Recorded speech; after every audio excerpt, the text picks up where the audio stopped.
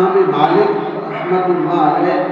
امام مالک کی حالات زندگی، جب ہم اختلاف رائے، ادب الحوار اور منہج زندگی کے حوالے سے اپنے ائمہ اکرام کی زندگی کا جائزہ لیتے ہیں کہ انہوں نے زندگی کس طرح گزاری، اختلاف ان کے بھی اندر آئے، ایسے ایسے مسائل پیدا ہوئے، اختلاف تھے، لیکن وہ آپس میں لڑتے تھے نہیں، ذات تک نہیں جاتے تھے۔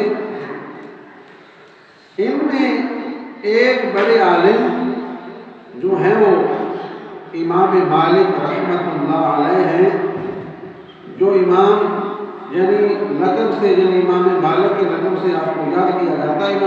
امام مالک اپنے وقت کے جید بڑے عالم، محدث، معلم، مقرر، شیخ الاسلام، فقہ کے مستند ترین امام ہیں امام مالک، بہت بڑے۔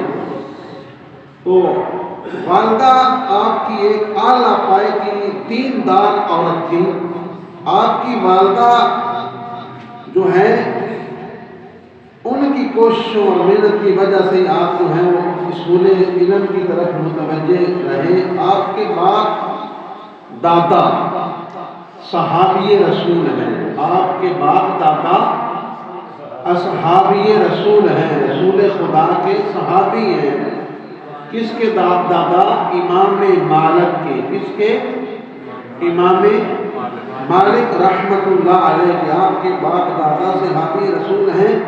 تو آپ کے دادا کا شمار جلیل القدر صحابی حضرت انس رضی اللہ تعالیٰ عنہ، آپ کے دادا حضور کے جلیل القدر صحابی حضرت انس بن مالک، یعنی انس کے بیٹے مالک۔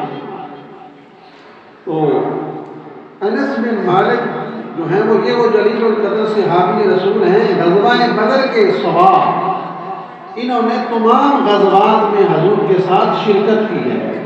تمام غزوات جن میں حضور شریک تھے ان میں حضرت انس رضی اللہ تعالیٰ عنہ بھی شریک ہوتے تھے۔ تو آپ نے بڑی لمبی عمر، یعنی تقریباً 94 سال آپ نے عمر پائی۔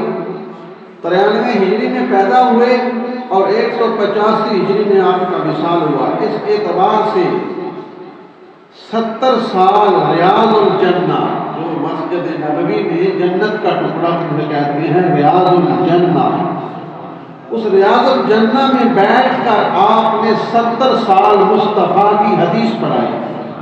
70 سال رسول خدا کی حدیث پڑھائی، درس حدیث دیا، فتوے بھی دیے۔ آپ کے پاس لوگ صرف مدینہ سے ہی علم حاصل کرنے نہیں آتے تھے، بلکہ مختلف ممالک سے، مصر سے، عراق، بغداد اور حجاز سے لوگ جو ہیں وہ آپ سے علم حاصل کرنے آتے تھے۔ آپ خود فرماتے ہیں کہ 17 سال جب میری عمر ہوئی، مدینہ طیبہ کے 70 علماء نے مجھے سند اجازت عطا فرمائی کہ آپ مسجد نبوی میں فتویٰ دیا کریں۔ مسجد نبوی میں فتویٰ دیا کریں، آپ فتویٰ دے سکتے ہیں۔